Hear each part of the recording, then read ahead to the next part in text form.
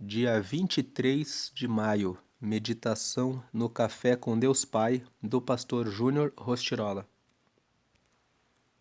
Você está próximo de Jesus. Portanto, também nós, uma vez que estamos rodeados de tão grande nuvem de testemunhas, livremo-nos de tudo o que nos atrapalha e do pecado que nos envolve e corramos com perseverança a corrida que nos é proposta, tendo os olhos fitos em Jesus, autor e consumador da nossa fé. Hebreus, capítulo 12, versículos 1 e 2, parte A. Antes de fazermos a leitura do devocional, uma pequena explicação sobre esse texto que nós acabamos de ler. A mensagem de hoje diz que você está próximo de Jesus. E esse versículo que nós lemos mostra o autor de uma carta que foi escrita para os hebreus. E nessa carta, o autor dessa carta, nós não sabemos quem foi. Algumas pessoas dizem que foi Paulo. Outras pessoas dizem que foi Lucas. Outras pessoas dizem que foi um sacerdote que escreveu uma carta para que o povo hebreu pudesse lembrar que eles estão próximos de Jesus. Então esse texto aqui, esse versículo de entrada da mensagem de hoje diz assim: portanto. O portanto, antes desse portanto, nós temos o capítulo 11 de Hebreus. E o capítulo 11 de Hebreus é um capítulo que fala sobre a fé. E entrando aqui em Hebreus, no capítulo 11, você vê no versículo 1 que ele diz assim: a fé é a certeza de que vamos receber as coisas que esperamos, e a prova de que existem coisas que não podemos ver. Quando você vai lendo o capítulo 11, o escritor de Hebreus está falando para os hebreus que a fé é a certeza de que Deus está conosco. A fé é a convicção, é a certeza de que Deus está próximo de nós. Às vezes parece que Deus está longe, às vezes parece que Jesus está longe, mas o escritor de Hebreus, ele está reforçando para eles que eles deveriam ter fé, porque ele diz para eles assim, lendo aqui mais uma vez na tela: a fé é a certeza, é a convicção de que nós vamos receber as coisas que esperamos. Aquele que entende que está perto de Deus, que entende que está próximo de Jesus, ele tem certeza de que tudo que ele espera em Deus, ele vai alcançar, ele vai receber. Então a fé é a certeza de que nós vamos receber todas as coisas que nós esperamos. Claro que, às vezes, Deus vai dizer para nós que não, em razão dos motivos dele para nos guardar e nos proteger. Deus nem sempre vai responder sim para as nossas petições, mas a fé nos dá a certeza de que Ele está cuidando de nós, de que Ele está no controle da nossa vida, de que Ele está dando a direção e nos encaminhando para mais perto dele, quando Ele diz não para aquilo que nós pedimos e que vai ser mal para nós. Então a fé é a certeza de que nós vamos receber as coisas que esperamos e é a prova. Prova significa que é algo que já aconteceu. Você tem na sua mão uma Bíblia. Alguém pergunta: você tem uma Bíblia na sua mão? Você mostra a Bíblia na sua mão e diz: está aqui. Veja, está na minha mão. Está provado, está comigo. A fé é a prova de que existem coisas que não podemos ver. Então nós sabemos que caminhar com Deus, caminhando com Deus, existem coisas que ainda não aconteceram, mas que nós temos a prova, já sabemos que já está na nossa mão. Deus já nos deu. Prosseguindo em Hebreus capítulo 11, você vê aqui que o escritor de Hebreus relembra os hebreus da história de pessoas que viveram no passado e que caminharam com Deus. Então ele fala aqui no verso 2, foi pela fé que as pessoas do passado conseguiram a aprovação de Deus. Então nesse versículo 2, nós aprendemos que precisamos ter fé, precisamos ter a certeza de que Deus está perto de nós, porque foi pela fé que as pessoas do passado conseguiram a aprovação de Deus. Todo aquele que quer receber a aprovação de Deus, que quer estar perto de Deus, precisa ter fé, precisa ter confiança, convicção de que Ele está conosco. Agora veja o verso 3. É pela fé que entendemos que o universo foi criado pela palavra de Deus e que aquilo que pode ser visto foi feito daquilo que não se vê. É pela fé que nós acreditamos que tudo que está criado, os céus, a terra, as plantas, os animais e até nós mesmos, é pela fé que nós cremos que foi Deus que criou todas as coisas. Existem pessoas que não têm fé. Existem pessoas que se declaram ateus. Eles dizem, eu vejo o céu, eu vejo o sol, eu vejo a lua, eu vejo as estrelas, eu vejo as plantas, a natureza, os animais, eu vejo tudo que eu posso fazer, mas eu não vejo Deus. Existem pessoas que dizem isso, que pensam assim, elas não têm fé.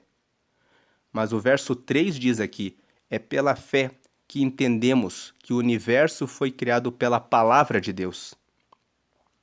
É pela fé, quando nós lemos Gênesis, o livro de Gênesis fala que Deus criou todas as coisas pela palavra. Ele disse, haja luz, e surgiu a luz.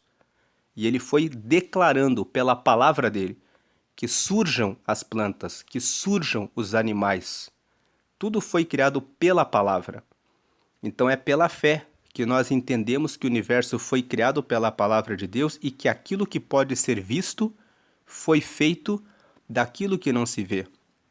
No verso 4 ele diz, foi pela fé que Abel ofereceu a Deus um sacrifício melhor do que o de Caim.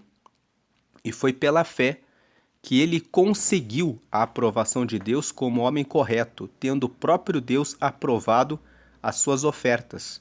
Por meio da sua fé, Abel, mesmo depois de morto, ainda fala. Quem não conhece a história de Caim e de Abel? Eles eram irmãos. A Bíblia conta que Caim era agricultor. A Bíblia conta que Caim pegou do meio das coisas que ele tinha e fez uma oferta a Deus. E a Bíblia conta que Abel era criador de gado, criador de animais. E a Bíblia fala que ele tomou o melhor, as primícias, e ele disse, Deus merece o melhor. E ele entregou o melhor dele para Deus. E no verso 4, nós estamos lendo aqui, foi pela fé, por ele acreditar que Deus estava vendo tudo o que ele fazia na terra, por ele acreditar, Deus está muito perto de mim, por ele acreditar, eu sigo a Deus, a minha vida é de Deus, ele deu tudo o que eu tenho e por isso ele merece o meu melhor. Foi pela fé, por ele ter essa convicção de que Deus estava perto, de que Deus era o Senhor da vida dele, de que tudo que ele tinha recebido de Deus. Foi por isso, por essa fé, que ele ofereceu o melhor para Deus. Ele ofereceu um sacrifício melhor do que o de Caim. E foi pela fé, por ele ter esse entendimento. Eu sou de Deus. Deus é o meu Senhor. Deus é o meu Pai. Ele está comigo. Tudo que eu recebo dele. Foi por essa fé que ele conseguiu a aprovação de Deus. Ele foi aprovado por Deus como homem correto, como homem que entendeu o sentido, o significado, o propósito da sua vida, tendo o próprio Deus aprovado as suas ofertas. Por meio de sua fé, por meio disso que Abel fez, mesmo depois de morto, a Bíblia vai dizer que Caim ficou tomado de inveja de Abel quando viu que Deus recebeu a oferta de Abel e o matou. Então, o texto aqui diz, por meio da sua fé, Abel, mesmo depois de morto, ainda fala. Ele morreu, mas o que ele fez ficou como uma fala que vem até os nossos dias, que nos faz recordar o que significa seguir a Deus. Agora vem o verso 5. Foi pela fé que Enoque escapou da morte. Ele foi levado para Deus, e ninguém o encontrou porque Deus mesmo o havia levado. As Escrituras Sagradas dizem que antes disso ele já havia agradado a Deus. Quem foi Enoque? A Bíblia conta no Gênesis que Enoque andou todos os dias com Deus e que Deus se agradou tanto dele que um dia ele foi levado para os céus. Ninguém mais o viu. Agora o verso 6. Sem fé, ninguém pode agradar a Deus. Porque quem vai a Ele precisa crer, primeiro, que Ele existe, e segundo, que Ele recompensa os que procuram conhecê-lo melhor. Então, a fé, sem fé, ninguém pode agradar a Deus. Porque quem vai a Ele precisa crer que Ele existe. Como nós falamos, tem pessoas que não creem que Ele existe. Então é primeiro preciso crer que Ele existe e que Ele recompensa os que procuram conhecê-lo melhor. Agora o verso 7. Foi pela fé que Noé ouviu os avisos de Deus sobre as coisas que iam acontecer e que não podiam ser vistas. Noé obedeceu a Deus e construiu uma barca em que ele e a sua família foram salvos. Assim Noé condenou o mundo e recebeu de Deus a aprovação que vem por meio da fé. Você conhece a história de Noé, conhece a história do dilúvio, conhece a história de que Deus um dia disse para Noé que a humanidade havia se afastado dele e se corrompido, e que ele traria um dilúvio sobre a terra, mas que Noé e a sua família seriam salvos. Noé teve que pagar um preço. Ele ficou anos da vida construindo uma arca, construindo uma barca, para que depois ele entrasse naquela barca e ele recebesse a salvação do dilúvio. Noé abandonou tudo porque Deus disse para ele, vai haver um dilúvio. E na época de Noé, a Bíblia conta que nunca tinha chovido sobre a terra. Então, quando aqueles homens viram Noé dizendo, Deus disse que vai vir uma grande chuva, eles caçoaram de Noé. Eles não acreditaram nele.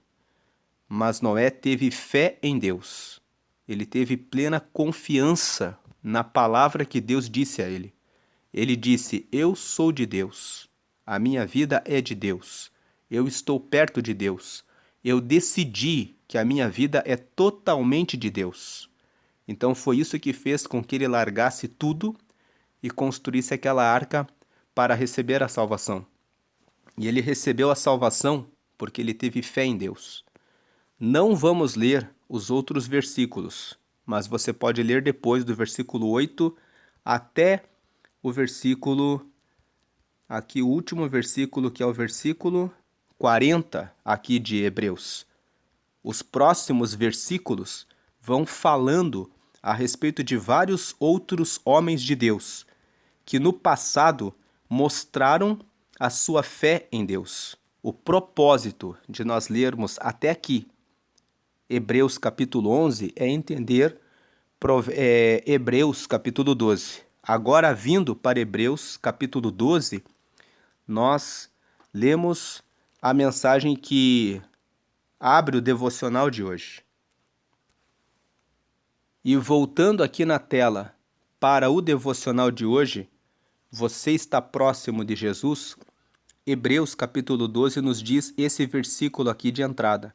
Portanto, Hebreus capítulo 11, ele vai falando sobre a fé e vai falando sobre vários homens do passado que viveram com fé. E agora vem o capítulo 12, que continua aquele raciocínio, que o autor está dizendo assim: portanto, ele está dizendo assim, vejam, todos esses homens que largaram tudo para ficarem totalmente com Deus na sua fé. Portanto, por todos eles, também nós, uma vez que estamos rodeados de tão grande nuvem de testemunhas, quais são essas testemunhas? Todas as pessoas que o escritor fala em Hebreus capítulo 11. Então ele diz assim: portanto, também nós, uma vez que estamos rodeados de tão grande nuvem de testemunhas, todas essas pessoas que viveram, fizeram todo o esforço que fizeram para seguir a Deus, eles são nossas testemunhas. Livremo-nos de tudo o que nos atrapalha. Ele está dizendo: façam a mesma coisa. Vamos nos livrar de tudo o que nos prende, de tudo o que nos amarra, de tudo o que nos atrapalha e do pecado. Então ele diz aqui: portanto, também nós, uma vez que estamos rodeados de tão grande nuvem de testemunhas, livremo-nos de tudo que nos atrapalha e do pecado que nos envolve. Ele está dizendo: larguem todo o pecado que nos envolve e corramos com perseverança. Ele fala: é preciso ter perseverança. Noé teve que ser perseverante. Imagine que passou o primeiro mês, o segundo mês, o terceiro mês e ele trabalhando na construção daquela arca. Nunca tinha chovido. Será que vai chover mesmo? Ele teve que ter perseverança. Corramos com perseverança a corrida que nos é proposta. Existe uma corrida que está proposta para cada um de nós. Uma corrida para o reino de Deus. Uma corrida para estarmos mais perto dele. Tendo os olhos fitos em Jesus. Aqui a última parte do versículo. Tendo os olhos fitos, ou seja, sempre olhando para Jesus, porque ele é o autor e o consumador da nossa fé. Ele está dizendo: quando vocês pensarem em ficarem presos aqui, nesse mundo, olhem para Jesus. Quando você pensar que ocorreu um escândalo com um pastor, uma notícia terrível de alguém que fez alguma coisa errada, alguém que era muito grande na pregação e de repente caiu e fez um escândalo enorme, não olhe para a pessoa, olhe para Jesus, porque ele é o autor da nossa fé. Foi ele que morreu e deu a vida por nós. E ele é aquele que é o consumador da nossa fé. É ele que nos faz ir até o final, tendo fé, continuando com a fé em Deus. Não se apoie em homens, não se apoie em mulheres, não se apoie em ninguém que não seja Jesus. Se Noé se apoiasse em alguém que não fosse o próprio Deus, talvez ele não construiria a arca e não receberia a salvação. Eu estou falando de Noé porque nós lemos até Noé, mas se você ler Hebreus capítulo 11, você vai ver a história de Abraão, a história de Baraque, a história de Josué, a história de Moisés. Todos eles são testemunhas que largaram tudo para seguirem a Deus porque entenderam: a minha vida é de Deus. Então a mensagem de hoje está dizendo aqui: você está próximo de Jesus. Jesus ele disse assim: eis que estou convosco todos os dias, até a consumação dos séculos. Se você recebeu Jesus, você tem o Espírito Santo em você. E o autor e o consumador da nossa fé é Jesus. Então a mensagem de hoje é: olhe para as testemunhas do passado. Eles foram fiéis a Deus. Eles ficaram sobre a fé que eles tiveram em Deus. Eles não olharam para nada. Eles tiraram todos os atrapalhos. E eles deixaram os pecados de lado. para seguirem firmemente a Deus. Vamos ler agora a mensagem de hoje. Com quantas pessoas você deixou de manter o contato ao longo da sua história? Você até as conhece, mas perdeu o contato. Pessoas da escola, da faculdade com as quais tinha uma bela amizade. É possível que você já tenha considerado algumas delas suas melhores amigas, mas com o tempo vocês trilharam caminhos diferentes. Ao perder o contato, a amizade foi embora. Para manter a amizade, é necessário manter o contato. Com o nosso Senhor, não é diferente. Não basta conhecer Jesus de vista ou de ouvir falar. É preciso caminhar com Ele todos os dias da sua vida. Jesus nos diz que Ele é o caminho, a verdade e a vida. E ninguém vai ao Pai senão por Ele. Como diz o texto de hoje, devemos, abre aspas, correr com perseverança a corrida, tendo os olhos fitos em Jesus, fecha aspas. Simplesmente porque, se não fizermos isso, é muito fácil cair ou desistir. Então jamais deixe a sua amizade com ele esfriar, nem tome atalhos que o desviem desse trajeto. Você pode até se distanciar de algumas amizades na vida, mas não pode se distanciar de Cristo. Talvez você hoje viva uma perda, esteja em uma situação não tão agradável e já tenha vivido dias melhores, mas não desanime, pois com Jesus, você pode todas as coisas. Uma vez salvos por Jesus, estamos salvos, mas a nossa comunhão e a nossa vida com Ele revelarão se somos seus filhos. Vou ler mais uma vez aqui essa frase. Uma vez salvos por Jesus, estamos salvos, mas a nossa comunhão, o que é comunhão? É união comum, é estar unido com Ele. A nossa comunhão é relacionamento. A nossa comunhão e a nossa vida com Ele revelarão se somos seus filhos. A nossa amizade com Ele tem que ser realmente intencional, diária, um verdadeiro relacionamento. Como está o seu relacionamento com Jesus? Um ponto aqui. Há muitas pessoas que pensam que o relacionamento com Jesus é estar sempre na igreja. E muitas pessoas estão sempre na igreja, fazendo muitos trabalhos na igreja, mas estão servindo por outros motivos.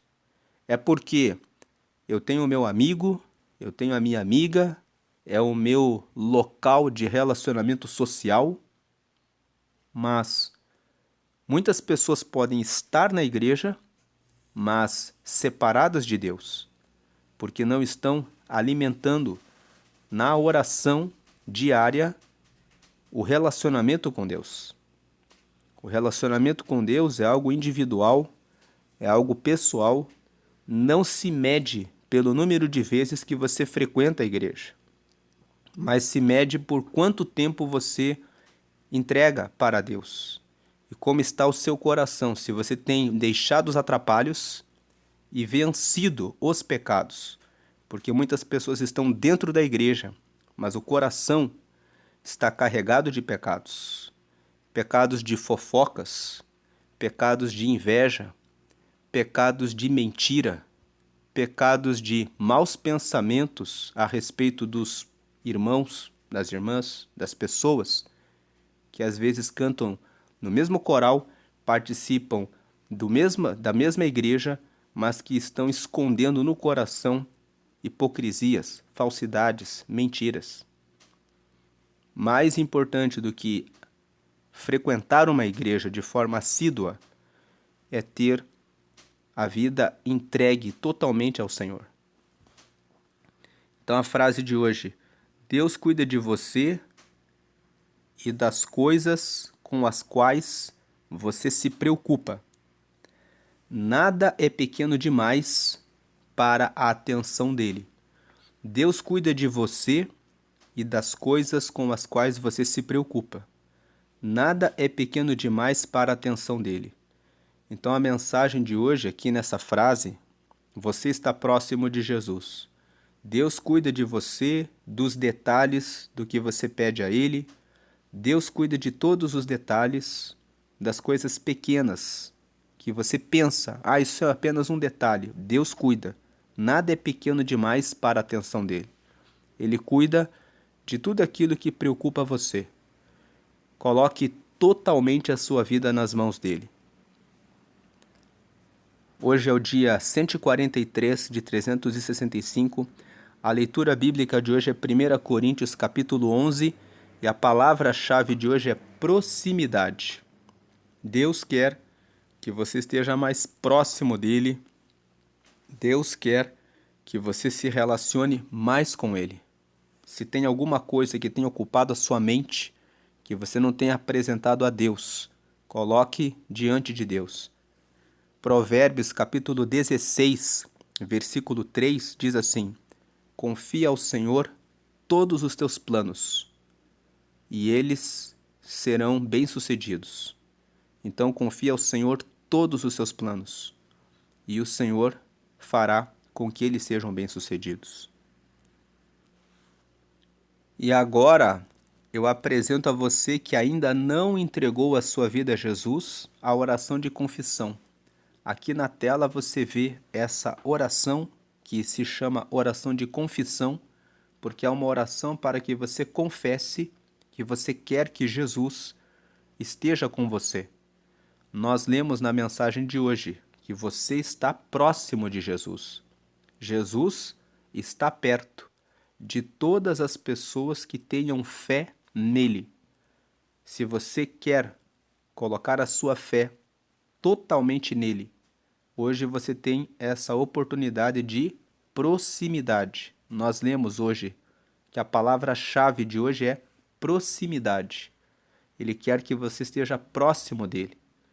E você começa a estar mais perto dele, mais próximo dele, confessando a ele, dizendo: eu quero que a minha vida seja guiada por Jesus. A Bíblia fala que Jesus veio nessa terra para entregar a sua vida numa cruz, morrendo ali por todos nós. O sangue dele nos justifica de todo o pecado e nos leva para perto de Deus.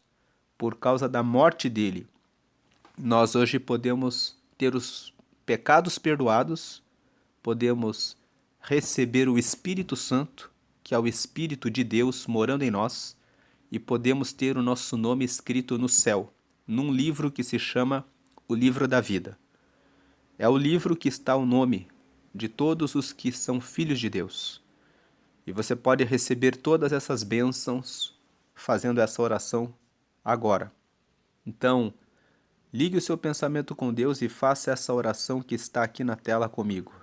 Diga: Senhor Jesus, eu te aceito como meu único Senhor e Salvador. Perdoa meus pecados e me dá o teu Espírito Santo para me guiar até o céu. Escreve meu nome no livro da vida, em nome de Jesus. Amém. Procure uma comunidade de fé, procure uma igreja, procure um lugar onde você possa se reunir com pessoas que estão comprometidas em seguir a Jesus. Ter a comunhão com pessoas que estão comprometidas a seguir a Jesus dá força, dá ânimo para que você possa estudar a Bíblia, para que você possa participar das reuniões de oração, para que você possa se aproximar de Deus. Muitas vezes, orar sozinho em casa é difícil, mas quando você vai em uma reunião de oração, quando você se reúne com outras pessoas que estão ali para buscar a Deus, você encontra força para que você consiga se aproximar mais dele. Mas reserve um lugar na sua casa, um espaço onde você sempre vai e ora a Deus. Não que isso precise ser um ritual. Deus está em todos os lugares. Você pode estar dirigindo o seu carro, caminhando para a faculdade, caminhando para a escola. Você pode estar lavando a louça, lavando a roupa, cuidando, consertando alguma coisa em casa. E Deus está lá. Você pode estar falando com Ele no seu pensamento. Ele está ouvindo as suas orações. Mas ter um lugar para buscar a Deus e lembrar, vou sempre buscar a Deus aqui, cria uma rotina de oração. Nos faz lembrar, agora é tempo de oração. Agora é tempo de me aproximar de Deus. Agora é tempo de ter mais relacionamento com Ele. Então busque a Deus de várias formas, criando um espaço na sua casa, criando um espaço na sua empresa, criando espaço no seu negócio, criando um momento em que você compartilha a palavra de Deus com seus colaboradores. Você pode fazer isso dentro da sua empresa. Você pode fazer isso com seus colegas de trabalho. Você pode fazer isso na escola, na faculdade. E você pode também participar de uma igreja para estar reunido com pessoas que buscam a Deus. Busque proximidade com Deus. Vamos fazer uma oração para agradecer por essa mensagem que o Senhor hoje nos deu, que nos fala que Ele está perto de nós.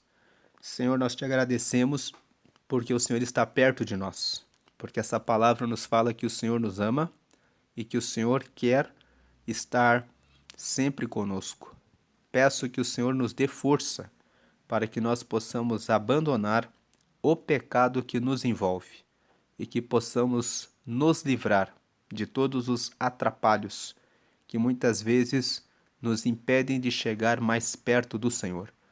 Peço que o Senhor agora derrame graça, que o Senhor derrame força para que os teus filhos vençam os vícios, para que o teu povo vença o pecado e a iniquidade. Eu peço que o Senhor agora abençoe aquele que está preso e viciado na bebida, no cigarro, na pornografia, no adultério, na prostituição, na mentira, na hipocrisia, aqueles que estão presos na fofoca, na maledicência, no vitimismo, que é a reclamação constante da vida, dizendo que nada vai bem, sem abrir os olhos para perceber que o Senhor está perto e que o Senhor é que cuida de todos os detalhes. E se alguma coisa nos vai mal, não devemos reclamar, mas devemos ir para Deus em oração.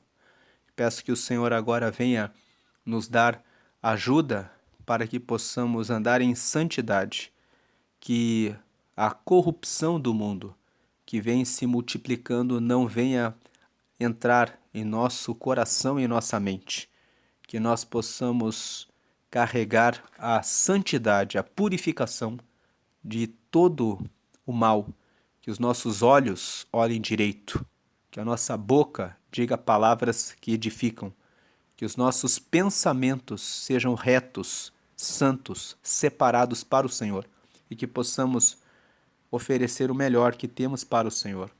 Que no nosso coração seja removido todo o pecado e todo o mal e que o Senhor nos ajude com a sua grande misericórdia, para que possamos caminhar na tua direção hoje até o fim. Nos dá uma porção dobrada do teu Espírito Santo, para que possamos andar. Fala conosco.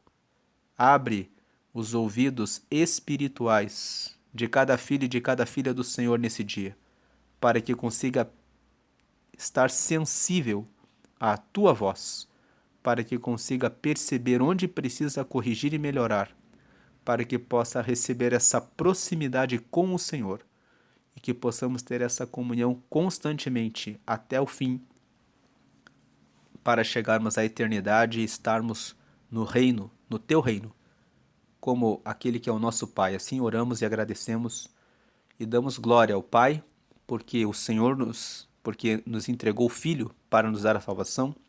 Damos glória ao Filho porque morreu por nós e nos perdoou os pecados e nos deu acesso livre ao Pai e ao reino de Deus. E damos glória ao Espírito Santo porque anda conosco durante toda essa vida até a eternidade. Amém. A leitura bíblica de hoje é 1 Coríntios, capítulo 11. Então vamos ler aqui 1 Coríntios, capítulo 11. Um breve resumo para quem nunca leu a Bíblia. Coríntios são as pessoas que nascem na cidade de Corinto. Corinto é uma cidade que fica na Grécia. Essa cidade existe ainda nos dias de hoje. Ela tem as ruínas da cidade antiga de Corinto. Paulo foi o mensageiro de Deus que escreveu 2 cartas para os coríntios. Paulo escrevia cartas para ensinar às pessoas das cidades que ele visitava como seguir a Deus. E essas cartas estão no Novo Testamento na Bíblia para nos trazer ensinamento de como seguir a Deus, como seguir a Jesus. Então, 1 Coríntios se chama 1 Coríntios porque é a primeira carta que Paulo escreveu para eles. Na Bíblia, na sequência, tem o livro de 2 Coríntios, que corresponde à segunda carta que ele escreveu para eles. Paulo escreveu 2 cartas para os coríntios seguirem a Deus. Vamos ler hoje 1 Coríntios capítulo 11. Paulo diz aqui: sigam o meu exemplo como eu sigo o exemplo de Cristo. Aqui nesse versículo, nós temos uma aplicação prática. Será que eu estou seguindo a Cristo a ponto de eu ser um exemplo para que outras pessoas sigam a Cristo? Paulo seguia tanto a Jesus que ele pôde dizer: sigam o meu exemplo, como eu sigo o exemplo de Cristo. Verso 2: eu os elogio, porque vocês sempre lembram de mim e seguem as instruções que eu passei para vocês. 3: mas eu quero que entendam que Cristo tem autoridade sobre todo marido, que o marido tem autoridade sobre a esposa e que Deus tem autoridade sobre Cristo. 4: se um homem cobre a cabeça quando ora ou anuncia a mensagem de Deus nas reuniões de adoração, ele está ofendendo a honra de Cristo. Paulo aqui, no capítulo 11, fala a respeito da questão do cabelo e fala a respeito da questão do véu que as mulheres deveriam usar. Na cidade de Corinto havia um templo para a deusa Afrodite, que era chamada deusa do amor. Nesse templo havia sacerdotisas de Afrodite, e essas sacerdotisas ficavam no templo para manterem relacionamento sexual com todos os que entravam no templo. Esse templo de Afrodite, que era a deusa do amor, ele consistia no seguinte: se dizia assim, para adorar Afrodite, você tem que fazer amor. Fazer amor não no sentido de ter relacionamento com aquelas sacerdotisas. E aquelas sacerdotisas andavam de cabelo raspado. Então Paulo aqui no capítulo 11 vai explicar para o povo de Corinto, para os coríntios, que a mulher, para que ela pudesse mostrar que ela não era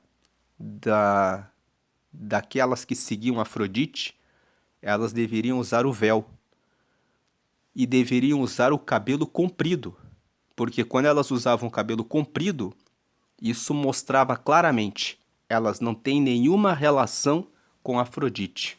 Elas são as seguidoras do Senhor. Então, em Corinto, havia esse sinal, essa forma de diferenciar aqueles que seguiam a Deus daqueles que seguiam a Afrodite. Algumas mulheres não tinham cabelo. Então, Paulo aqui vai dizer para o povo que use o véu, porque o véu vai ser o sinal que cobre a cabeça da mulher para que ela mostre que ela é do Senhor. E ele vai dizer para os homens: se os homens usarem o cabelo comprido, isso vai trazer uma desonra para os homens. Quem manda na igreja é Deus. O homem deve andar com o seu cabelo curto. Ele deve andar com o seu cabelo curto porque a glória de Deus está sobre ele. O cabelo é a honra da mulher, mas o homem deve andar com o seu cabelo curto. Então, Paulo vai trazer essa orientação para a igreja de Corinto. Então, ele está falando aqui no verso 5: E se uma mulher não cobre a cabeça quando ora ou anuncia a mensagem de Deus nas reuniões de adoração, ela está ofendendo a honra do seu marido. Nesse caso, não há nenhuma diferença entre ela e a mulher que tem a cabeça rapada. Então ele está dizendo, se ela vier de cabelo raspado, ela está desonrando o marido. Por que ela está desonrando o marido? Porque parece que ela é igual àquelas mulheres que adoram Afrodite. As pessoas vão olhar para ela e vão pensar, ela anda de cabelo raspado, então ela está desonrando o marido. Vão olhar para ela e vão dizer, esse marido aí, ele vive sendo traído por essa mulher. Então, verso 6. Se a mulher não cobre a cabeça, então é melhor que ela corte o cabelo de uma vez, já que é vergonhoso para a mulher rapar a cabeça ou cortar o cabelo, então ela deve cobrir a cabeça. Verso 7. O homem não precisa cobrir a cabeça, pois ele reflete a imagem e a glória de Deus, mas a mulher reflete a glória do homem. 8. Pois o homem não foi feito da mulher, mas a mulher foi feita do homem. Verso 9. O homem não foi criado por causa da mulher, mas sim a mulher por causa do homem. 10. Portanto, por causa dos anjos, a mulher deve pôr um véu na cabeça para mostrar que está debaixo da autoridade do marido. 11. No entanto, por estarmos unidos com o Senhor, nem a mulher é independente do homem, nem o homem é independente da mulher. 12. Porque assim como a mulher foi feita do homem, assim também o homem nasce da mulher. E tudo vem de Deus. 13. Julguem vocês mesmos. Será que é certo que, num culto de adoração, a mulher ore a Deus sem estar com a cabeça coberta? 14. Pois a própria natureza ensina que o cabelo comprido é uma desonra para o homem. 15. Mas para a mulher, o cabelo comprido é motivo de orgulho. O cabelo foi dado a ela para lhe servir de véu. 16. Mas se alguém quer discutir sobre esse assunto, o que eu posso dizer é que nem nós, nem as igrejas de Deus, temos outro costume nas reuniões de adoração. 17. Nas instruções que agora vou dar a vocês, eu não posso elogiá-los, pois as suas reuniões de adoração fazem mais mal do que bem. Veja aqui no verso 17, que algumas vezes a reunião nos cultos faz mais mal do que bem. 18. Para começar, me contaram que nessas reuniões há grupos de pessoas que estão brigando. E eu creio que, em parte, isso é verdade. 19. Não há dúvida de que é preciso haver divisões entre vocês para que fique claro quem são os que estão certos. 20.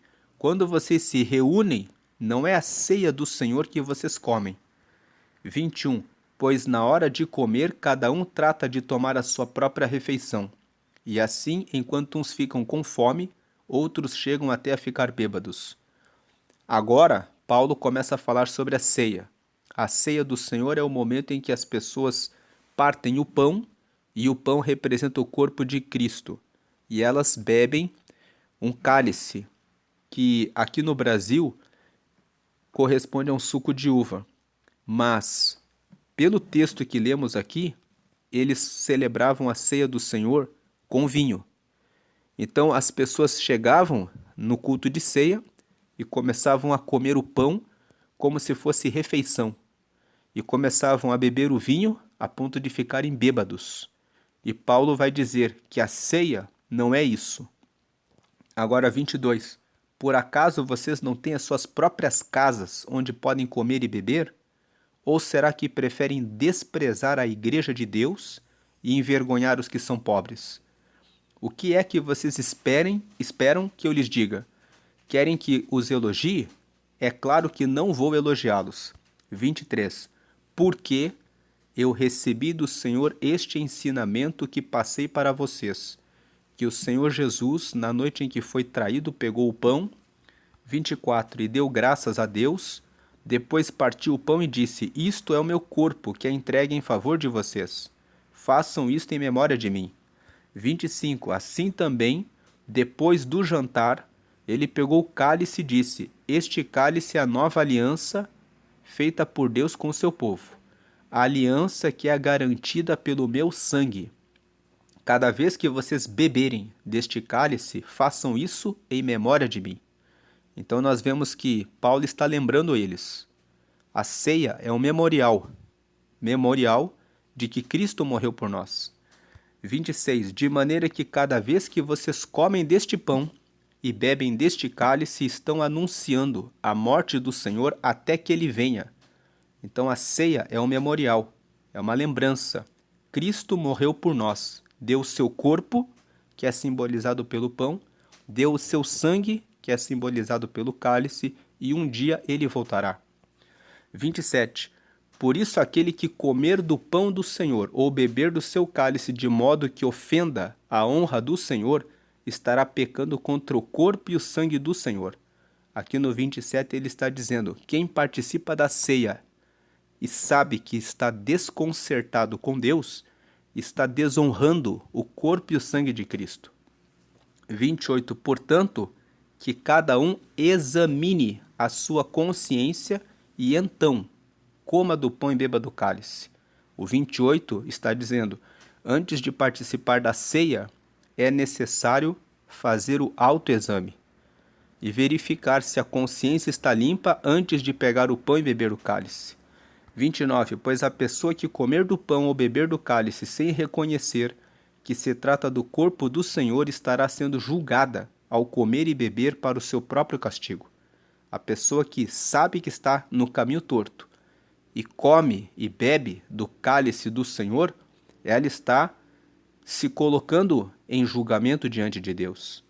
30. É por isso que muitos de vocês estão doentes e fracos, e alguns já morreram. Aqui existe um alerta.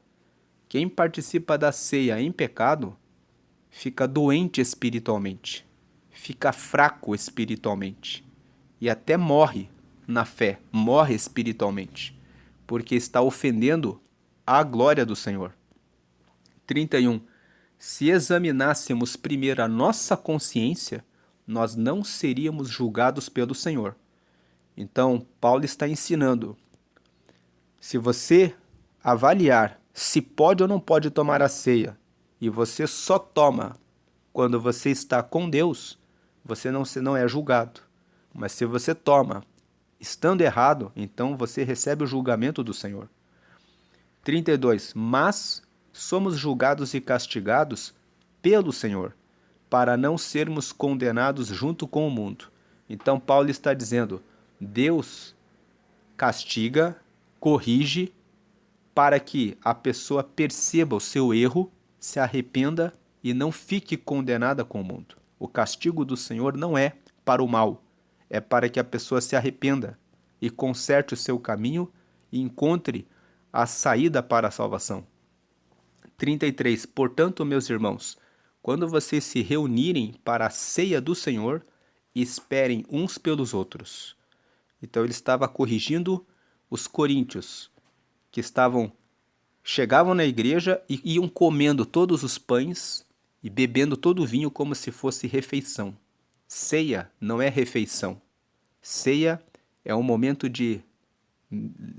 é um memorial, uma lembrança de que Cristo morreu por nós, entregou seu corpo que foi partido, por isso o pão é partido na ceia, entregou seu sangue, que é representado pelo cálice, para um dia voltar e levar o seu povo para estar com ele eternamente.